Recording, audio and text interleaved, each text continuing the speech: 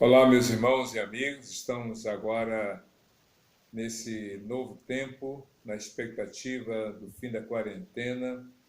Hoje é um dia muito importante para todos nós.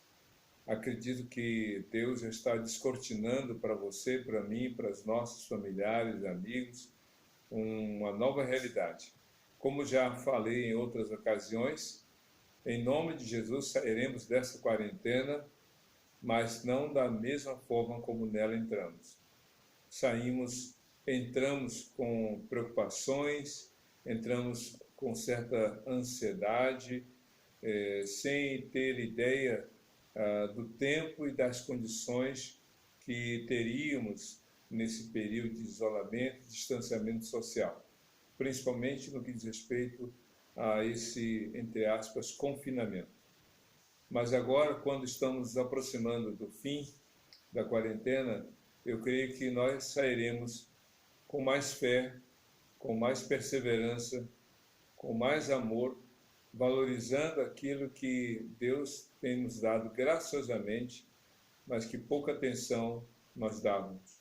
Principalmente no que diz respeito à convivência familiar, como que parece que fomos obrigados, digamos assim, a aprender a viver em família. Isso mesmo, pode até parecer estranho, porque a gente estava vivendo uma vida tão ativa, tão conectada com o mundo, tão uma rotina tão extra familiar, digamos assim, e de repente a gente se viu dentro das quatro paredes, numa convivência direta, diária, constante, aprendendo a estabelecer uma nova rotina, a ser criativo e assim por diante.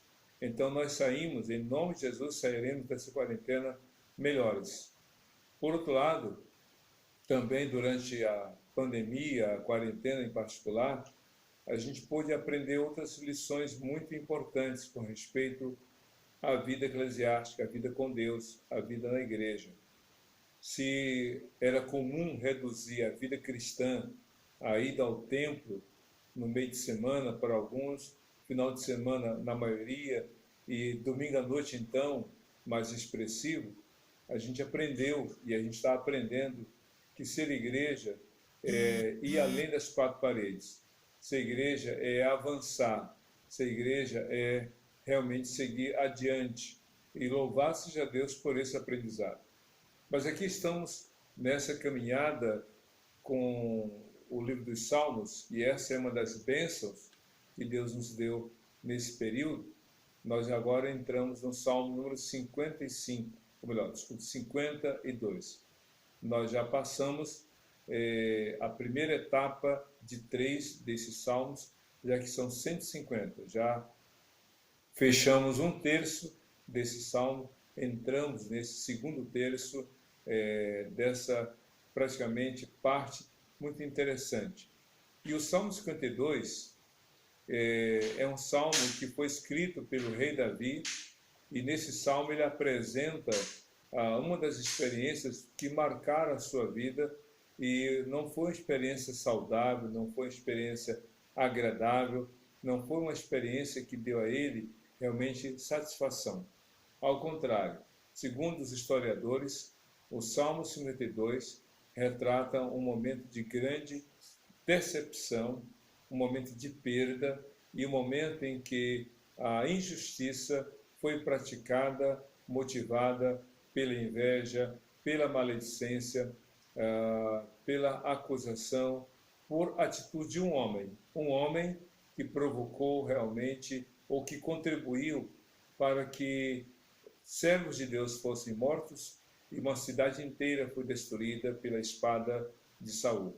O personagem em questão é Doeg. Se você ler o texto que fala da fuga de Davi, quando Saul tentou matá-lo, então ele fugiu, foi para uma cidade onde havia um profeta, um sacerdote, Abimeleque, e então diz a Bíblia que o sacerdote, temente a Deus, reconhecendo que Davi era um servo de Deus, o acolheu juntamente com seus acompanhantes, e diz a Bíblia que, ou melhor, o sacerdote alimentou Davi e os que estavam com ele, deu a espada de Golias para que Davi seguisse na sua ação.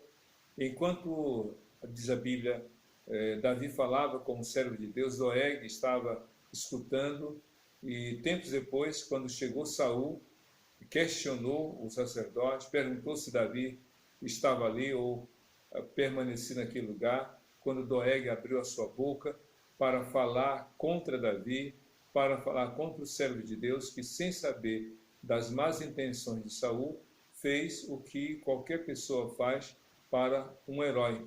Ele acolheu Davi, deu toda a provisão, o pão e também as condições para que Davi seguisse na sua, digamos, missão. Enfurecido, Saul matou não só aquele servo de Deus, mas matou todos os sacerdotes e eliminou toda uma cidade pela boca de Doeg. Esse homem maldoso, esse homem maligno, esse homem malévolo, que teve o prazer de ver os servos de Deus mortos, mesmo ciente de que aquilo não era justo. Davi então escreveu o Salmo 52 para retratar essa experiência que eu vou ler aqui para todos os irmãos e amigos.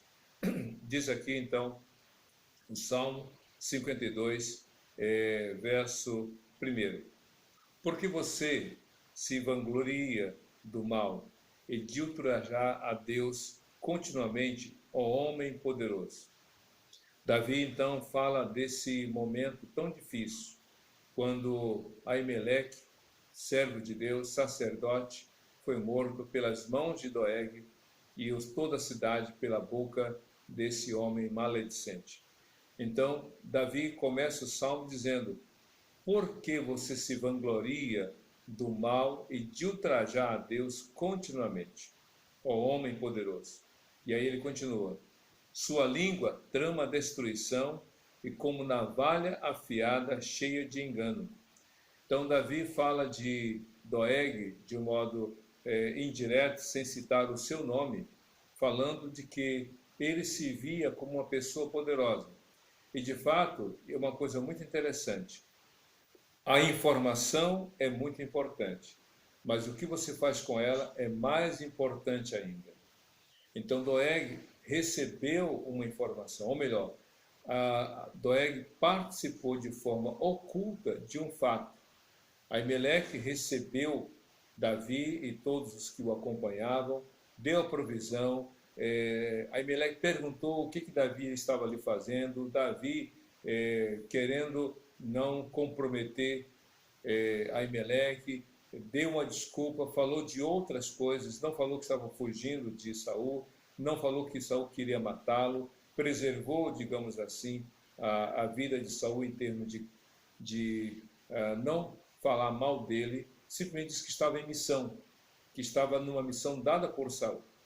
Então, Aimeleque agiu de forma inocente, não acobertou uma pessoa que, na visão de Saul, era um criminoso, não acolheu na visão de Saul alguém que era fugitivo. Para Aimeleque, Davi era um servo de Saul, um homem sincero, honesto, íntegro, que estava em missão com aqueles que o acompanhavam. Porém, ao tomar conhecimento disso, sabendo Doeg que, se caso ele fosse favorável a Saul, poderia sair daquela prisão, já que Doeg estava em prisão por delitos ter cometido. Então Doeg já tinha uma má índole, já era uma pessoa que já tinha cometido crimes anteriormente, então ele não era uma pessoa, digamos assim, nova naquelas atitudes. Ele já sabia tudo isso. Então, ele conhecia a informação, ele sabia, mas o que ele fez com aquela informação, ele agiu para destruir a vida dos servos de Deus. Era um homem poderoso. Quem tem uma informação que pode colocar em risco a vida de outro, que tem uma informação que pode dela se beneficiar, pode se achar pessoa realmente poderosa. Foi assim que Doeg se considerou, podemos imaginar. No verso 2 do Salmo 52, Davi diz o seguinte: Sua língua trama destruição, é como navalha afiada, cheia de engano. A língua, se você ler Tiago capítulo 3, Tiago, irmão de Jesus, servo do Senhor Jesus, fala sobre o poder da língua. Esse poder que tanto pode ser usada para o bem ou para o mal. A língua, esse órgão que nós usamos para verbalizar de forma audível nossos pensamentos, a língua, ela é um instrumento que pode ser usado para o bem ou para o mal. E Davi, então, fala a respeito de Doeg, que ele usou a sua língua para o mal, como espada afiada, diz assim, como navalha, corrigindo, como uma navalha afiada cheia de engano, de mentira, de trapaça, de maldade. Diz o texto, sua língua trama destruição. Tiago, no capítulo 3, ele fala que a pessoa pode usar a língua para abençoar os outros ou para amaldiçoar as pessoas. O apóstolo Paulo, falando a respeito da vida cristã, ele diz, não saia da sua boca nenhuma palavra torpe. O que é palavra torpe? Palavra maldita, palavra destruidora. Alguns dizem que o significado da palavra torpe é palavra estragada, que faz mal ao outro. Por isso que ele fala, não saia da vossa boca nenhuma palavra torpe, mas somente aquela que produz edificação para aqueles que as ouvem e deem glória ao Senhor. Ao contrário disso, Doeg usou a sua língua para tramar engano e para, de maneira como uma navalha afiada, realmente provocar a destruição dos outros. E ele continua, você prefere o mal ao bem, a falsidade em lugar da verdade. Como é que alguém pode ser tão maligno dessa maneira? Como é que alguém pode ser tão maldoso a ponto de usar palavras para destruir reputação, separar casais, desfazer famílias, comprometer sociedades, colocar alguém realmente numa situação constrangedora, comprometer a autoestima? Como é que alguém pode fazer isso? Mas Jesus falou em Mateus capítulo 12, que a boca fala do que está cheio o coração. Se a pessoa no coração só tem maldade, só tem maledicência, só tem falta de caráter, só tem traição, engano, a sua boca só vai proferir isso. Se você ler Mateus capítulo 15, Jesus está ali sendo questionado pelos escribas e fariseus quanto à prática dos seus discípulos. Os discípulos de Jesus chegavam para uma refeição, comiam daquele alimento, bebiam daquilo que era oferecido, sem lavar as mãos. E então, os discípulos de Jesus, ou o próprio Jesus, é questionado pelos escribas e fariseus. Por que os teus discípulos comem sem lavar as mãos? Ou seja, não se purificam. E aí Cristo falou de forma muito sábia, o que contamina o homem não é o que entra pela boca do homem, mas pelo que sai da boca do homem, porque o que sai da boca procede do coração, e é do coração que procedem enganos, traições, adultérios, e ele vai descrevendo uma série de atos que Deus reprova, e ele então completa, porque não é o que contamina o homem, não é o que entra, mas o que sai da sua boca, porque sai do coração. O que está saindo da sua boca, meu querido, minha querida? O que está saindo da sua boca? O que está saindo que as pessoas estão ouvindo? Elas, quando ouvem suas palavras, são edificadas, são motivadas, são encorajadas, elas têm a sua autoestima melhorada, elas são levadas a confiar em Deus. O que elas ouvem de você, elas agradecem a Deus pela sua vida ou lamentam pelo que está acontecendo? Doeg foi um instrumento de maldade. É por isso que o verso 3 do Salmo 52, Davi disse, você profere o mal ao bem, a falsidade em lugar da verdade. E aqui não tem meio termo. Quem fala a verdade não profere a mentira. Quem fala mentira abre mão da verdade. Não existe meia verdade ou meia mentira. Diante de Deus, ou a pessoa é verdadeira ou falsa. Ou você fala a verdade, ou você fala o engano. E quem fala a verdade, realmente, diz o texto, né, que soldado bem mandado não merece castigo. Quem fala a verdade não merece castigo, mas quem fala mentira, engano, certamente sofrerá as consequências. No verso 4 do Salmo 52, Davi ainda fala outra coisa a respeito desse personagem. Você ama toda palavra maldosa, ó língua mentirosa. Davi, de forma muito sábia, dá personalidade a esse instrumento de comunicação, a língua. E Davi, sem citar, repito, o nome de Doeg, sem se referir a ele diretamente, ele diz: você prefere o mal ao bem. Ou seja, você fez a inversão. Você prefere o mal ao bem. E você, a falsidade é ligada a ver. Você ama toda a palavra maldosa. E essa é a questão de amor. Não é simplesmente quando Davi diz: você ama toda a palavra maldosa. Não é algo, esse amar não é de admiração. Esse amar não é de ser atraído. Mas esse amar, segundo os estudiosos bíblicos, esse amar está falando da escolha. Você escolheu toda a palavra maldosa. Você ama toda a palavra maldosa. Não tem jeito. Jesus disse lá em Mateus capítulo 6, verso 19. O verso 21, melhor dizendo. Porque onde estiver o teu tesouro, ali estará o teu coração. Se o escritor bíblico, né, se Davi falou a respeito de Doeg, que ele ama, né, naquele presente momento, se ele ama toda palavra maldosa, é porque realmente escolheu a maldade. Se você ama o bem, você vai seguir por ele. Se você ama a verdade, você vai praticá-la. Mas se você ama a maldade, você vai praticá-la. Se você ama a falsidade, você vai praticá-la. Se você ama a mentira, você vai torná-la uma realidade em sua vida. Então, não tem jeito. É muito interessante porque, não colocando o nome de Doeg no texto, esse texto se aplica a todas as pessoas. Se aplica a você, a mim, a todos nós. E a recomendação bíblica é que a gente deixe a mentira e a gente siga na verdade.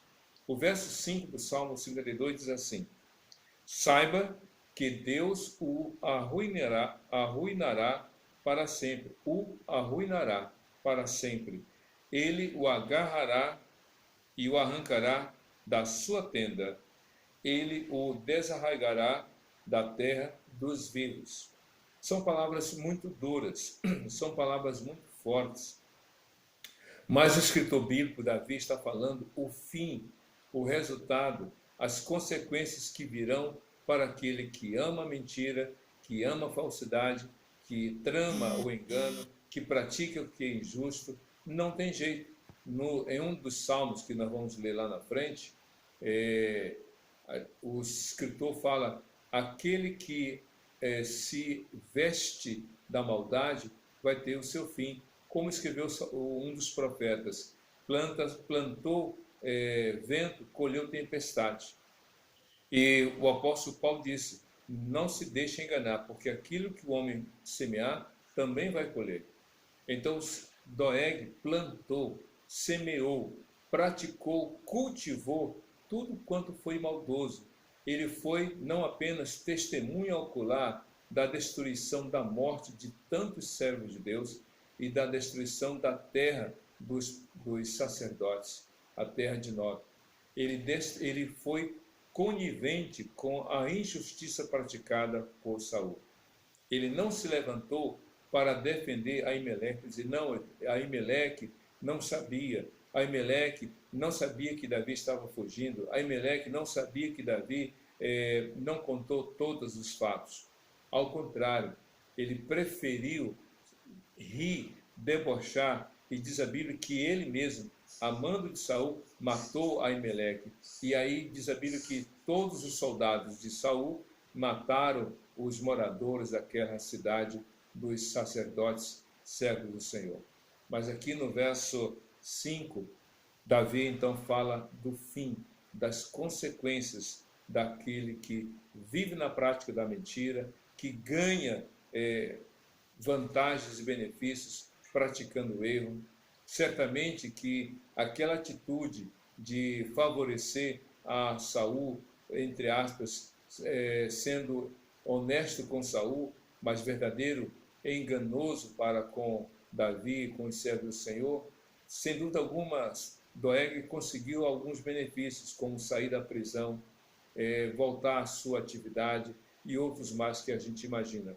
Mas o fim dele, sem dúvida alguma, não foi como ele esperava, porque não existe ganho, não existe vantagem, não existe sucesso que compense realmente a prática da mentira, da falsidade, do engano que destrói vidas, reputação, famílias. É por isso que, em contraste com Doeg, Davi fala a respeito dos servos de Deus. Diz aqui no verso 6 do Salmo 52. Os justos verão isso e temerão, e rirão dele, dizendo: veja só, o homem que rejeitou a Deus como refúgio, confiou em sua grande riqueza e buscou refúgio em sua maldade. É muito simples.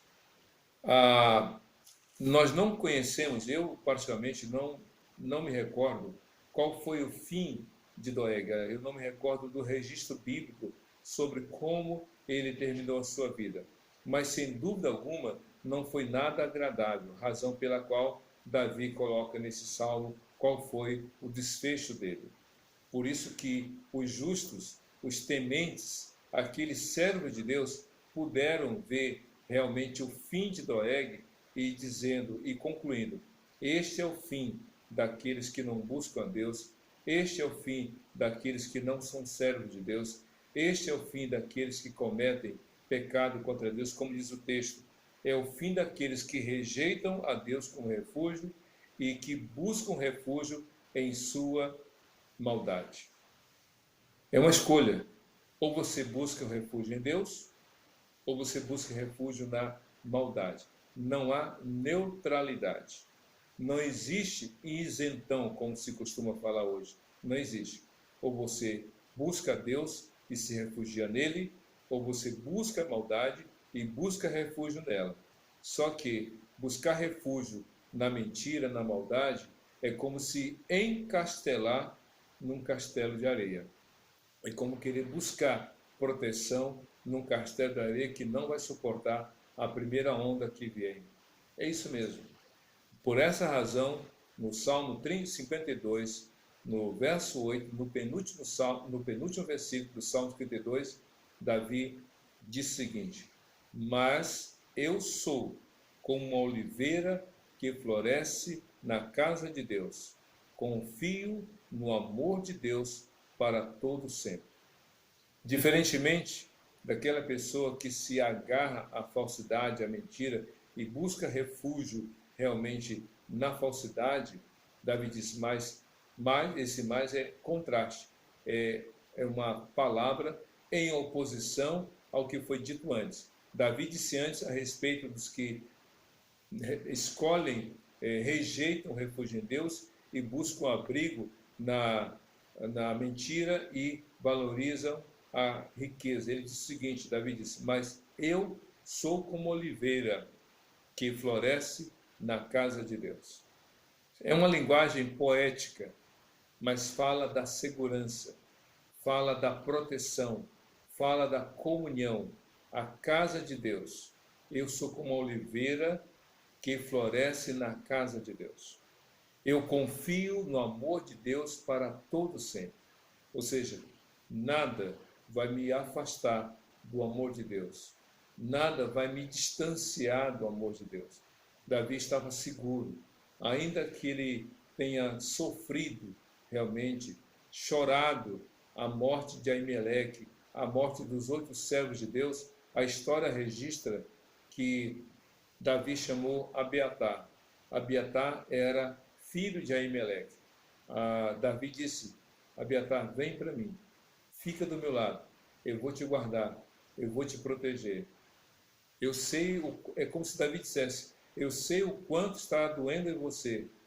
Seu pai foi morto por causa de uma prática mentirosa, foi morto por um ato de injustiça, pela mentira de Doeg.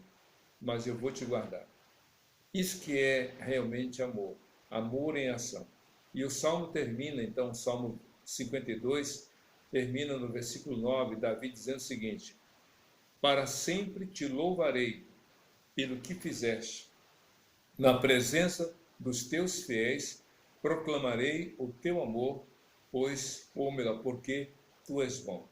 Davi começa o salmo fazendo uma queixa, falando desse homem mau, desse homem maligno, terrível, que cometeu um assassinato pela injustiça, pela ganância, pela busca por uma vantagem, por algum benefício. Mas apesar de tudo isso que Davi enfrentou, que Davi passou, Davi não se afastou de Deus.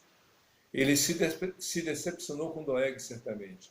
Ele se doeu pela morte de pessoas justas e tementes, mas ele não se deixou distanciar-se de Deus. Ele continuou crendo no amor de Deus, ele continuou confiando no Senhor. Você pode ter passado por algumas decepções, pode ser que você tenha sofrido algumas injustiças, pode ser que você tenha até perdido alguns benefícios e vantagens por causa da mentira, da maledicência, por causa da traição, por causa de fofoca, de maledicência. Mas ainda que você esteja sofrendo, não abra mão da sua fé em Deus, não abra mão do seu compromisso de confiar no Senhor. Creia nele, faça como Davi: para sempre eu te louvarei pelo que fizeste, na presença dos teus fiéis proclamarei o teu amor, porque tu és bom. Veja a bondade de Deus, ainda que a maldade dos homens se manifeste. Veja que Deus é bom, ainda que homens maus se levantem contra você. Não deixe de confiar no Senhor. Confie nele. Viva para a glória do Senhor. Confie em Jesus, porque Jesus é aquele que está sempre do nosso lado. Declara a sua fé em Jesus, Senhor e Salvador de todo aquele que nele crê, hoje e para todos sempre. Amém e amém.